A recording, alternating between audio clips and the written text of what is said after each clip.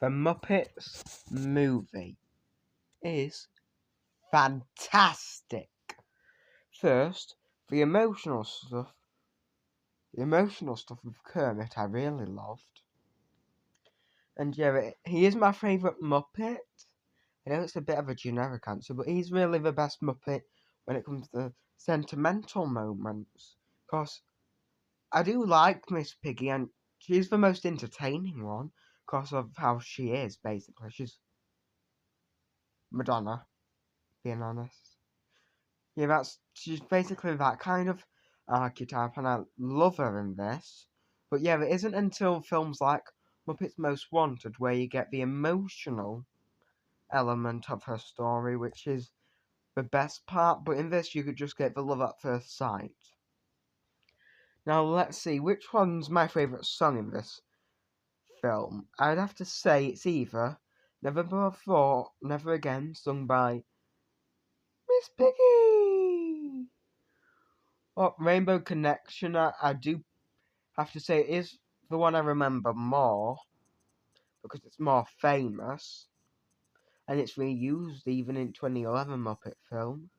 And I just have to say I will be doing a Muppet marathon of the Muppet movie, Muppet Caper, Muppet 2011 and Muppet Most Wanted until February 4th when the Muppet Show 2026 50th anniversary special comes out with Sabrina Carpenter, which I'll also do a review for. But yeah, the Muppet movie from 1979, which will be 50 years old soon. Crazy to think about. It's like you don't realise how old something is until you verbalise it, and it still sounds weird. But yeah, Muppets movie, 10 out of 10. I wouldn't make it any other way. Honestly, I don't think there is any other way to make the perfect Muppet movie besides being Muppets Most Wanted. That is all. Muppets 2011. The Muppets 2011. Perfect. Everything in it is perfect. The only bit I don't like is the human drama. It's a bit basic and unentertaining. Besides that, everything is perfect. The only song I don't like is Man or a Muppet. The only bit I like about that is the Jim Parsons cameo. As for Muppets The Great Caper, I think it's better than Muppets 2011, and I think it's a perfect Muppet movie. For that time, it's a perfect Muppet movie. Despite not being sentimental or heartwarming, it's a perfect comedic Muppet movie. Hello, Internet. Let's talk about Sabrina Carpenter. So, I was very interested in this new Muppets thing with Sabrina Carpenter coming out, and guess what? When I looked at Sabrina Carpenter on Google, put news, guess what's on the news about her? Not the Muppets. No. Many news articles speculating about that she's queer baiting her sexuality. Do we not learn? Because I remember the internet accused Kit Connor of queer baiting, saying, oh, he's not bi, even though bisexual means you date men and women. He was with a woman, so he could have been bi. Just because you look like you're in a hetero relationship doesn't mean you're not bi. And what happened? The internet forced him to come out. Don't you love it? And now we're doing the same thing with Sabrina Carpenter. Just because she has a flirtatious personality, and she was on SNL with a cute guy, doesn't mean she's straight. She very well could be lesbian, bi, whatever she is. It don't mean she's queer baiting. It means she has personality and she's just entertaining. She's not queer baiting. We should know this, internet. We should know that celebrities been sexualizing themselves or having a queer audience doesn't mean they're queer baiting. People said Stranger Things was queer baiting. They're not. They weren't. They literally said a character was gay. They weren't queer baiting Mike and Will. You know how I knew? Because I knew they'd never work out. Because clearly they'd never work out, those two. Any possible way, they wouldn't work out. I knew it. So it's not queer baiting. Just because you think it is. Because queer baiting, well, Will definitely wasn't straight. He was gay. He was a gay boy. And they confirmed it in the show. Not off screen, but in the show. So it's not queer baiting. They're not doing what Hannibal did. Not what that Teen Wolf show did. They're actually doing... They're committing to a character being gay. And anyway, with Sabrina Carpenter, I don't give a shit. Who should give a shit if she's queer baiting? Because the thing is, her sexuality is her private life and it's nothing to do with the internet. It's a privilege when they say stuff about themselves. It's a privilege, these interviews. It's not they don't have to say anything about their personal life, and we shouldn't have to speculate. It's all bullshit. And I just want to give a shout out to Sabrina Carpenter, especially because women like her are needed, I think, nowadays. Because, hey, I call myself a feminist just before I'm going to say what I'm going to say. I am a feminist. I support women. Let them be who they want to be and equal to men. Don't push down men. Lift men and women up at the equal height. Let them both be in power. Not one or the other. Let them both be here. Don't push one down to lift the other up. So not modern feminism. I mean the suffragette feminism. The original feminism that got women the vote. That's the kind I think we need instead of just pushing down men. And it's not all feminists. It is some though. Mainly a certain Star Wars feminist who got fired. But I wouldn't. No, that's not specific enough. So yes, now I'm going to say what I'm going to say now that I've made it clear I support women. We need women, nowadays at least, like Sabrina Carpenter, Megan Fox, Megan Hilty. Those women who sexualise themselves, not the companies, they decide to... They're okay with sexualising themselves, and they make it into like they don't make it into their personality, but like their performance and how they're perceived. They're okay being sexualised, and I think, like, I'm feminine, which some women, be feminine if you want, be masculine if you want, be whatever you want. Don't be afraid to be feminine, because being feminine isn't a bad thing. Look at Sleeping Beauty. Lots of people nowadays say, oh, it's shit just because it's quote unquote too feminine and girly, which no, it's not. It's a very feminist film if you look at the Three Fairies, and it just upsets me, that kind of shit, how people react. Like SJW, but it's not like good SJW where you're trying to lift everyone up and lift everyone into being equal. It's where you're just trying to push people down so you can be lifted up.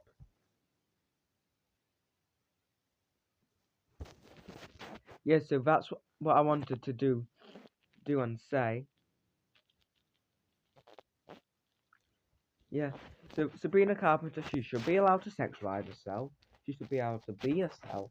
And we shouldn't speculate about sexuality or say she's queer baiting. And it frustrates me because of the thing that happened with Kit Connor as well. And I do want to note that I know that with some actresses, they were forced to be sexualized, like Megan Fox, because she did work with Michael Bay, and she was forced to be sexualized in his films. But again, she has sexualized herself at times with stuff like Jennifer's Body, and she was fantastic in that. And they're all fantastic actresses who sexualize themselves and deserve credit. They deserve credit that, well, they don't really get as much as male actors. Because, like, lots of male actors are seen as sex symbols and praised for it. But with women, they're not as praised for it as much, just seen as a sex symbol and nothing else, but men are. We are hypocritical, and I just want to say, can we stop picking on celebrities, saying they're queer baiting, when there's lots of other issues you can focus on with celebrities if they do something actually wrong? But you don't know that person, because you can get your sexuality wrong. You can think you're lesbian and be bisexual, or you could think you're bisexual and be lesbian. You never know, especially when you're young. That's what I'm gonna say. Just unless you know for sure, unless you know that person, or that person's in a relationship with someone of the same gender, different gender, or whatever, don't accuse or speculate. Just let them be who they are, since it is their private life. And again, I love my audience. All 4, I think. I felt like I need to get this video out, so it's a bit long.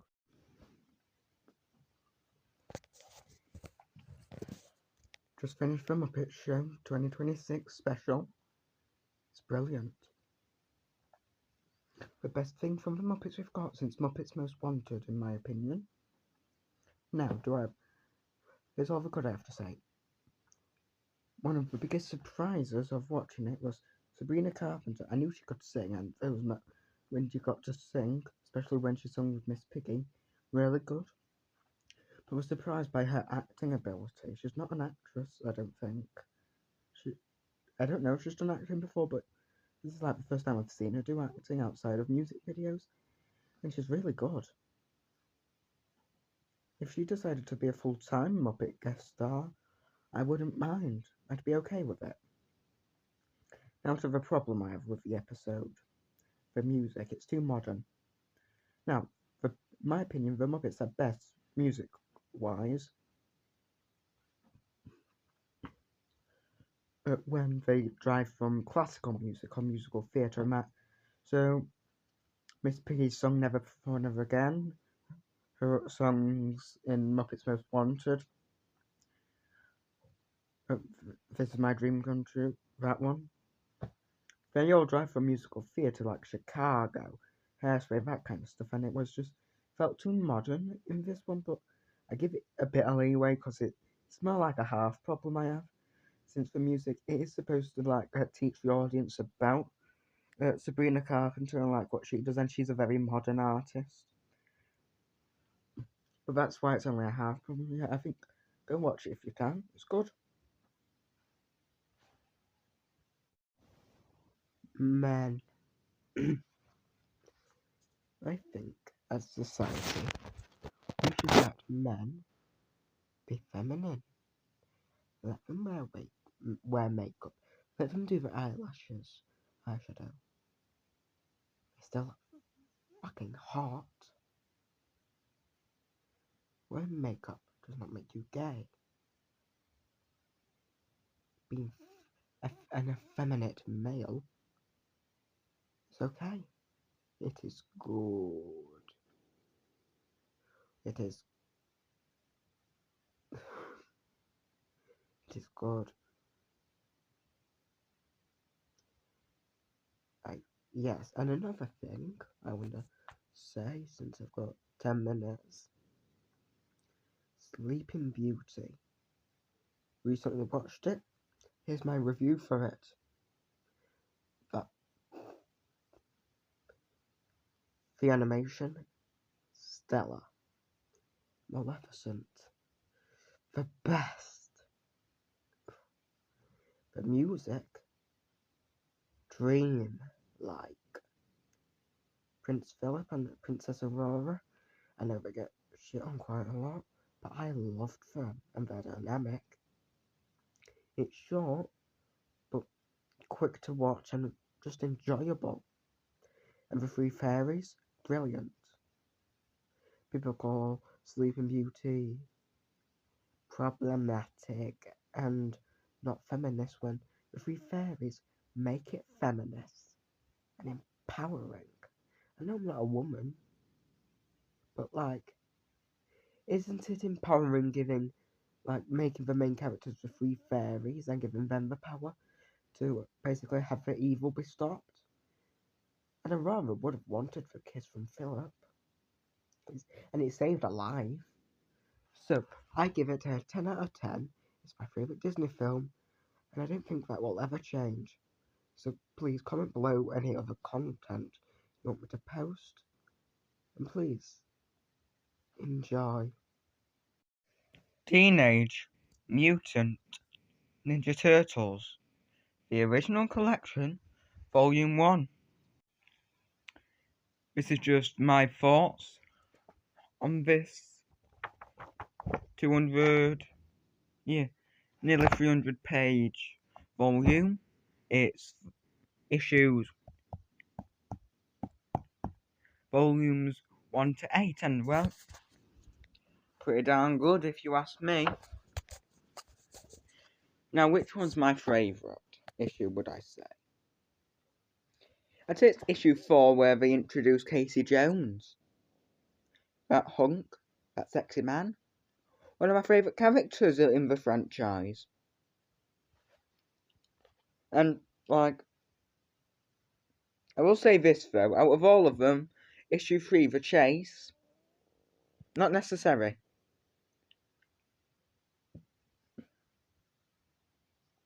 Because the thing is, the first issue is necessary as an introduction.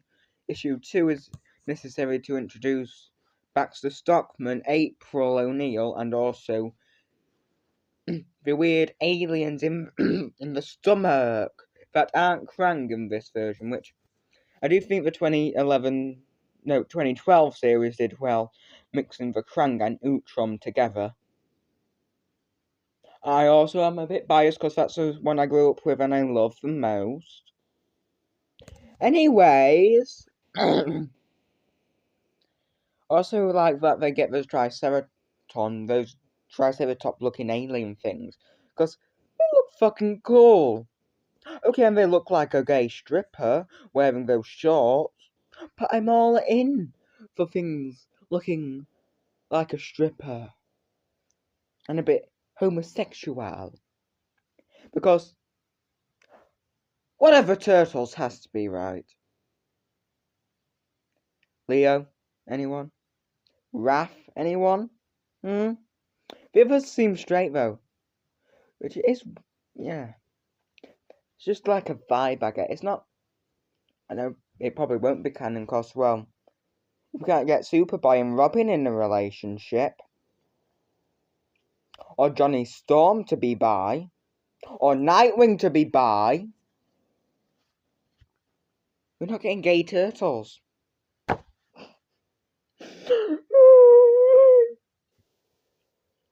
Definitely not. But hey, it's still a good comic. And once I start reading volume 2, you'll know my thoughts on it then. And maybe the X-Men one as well. Toodle.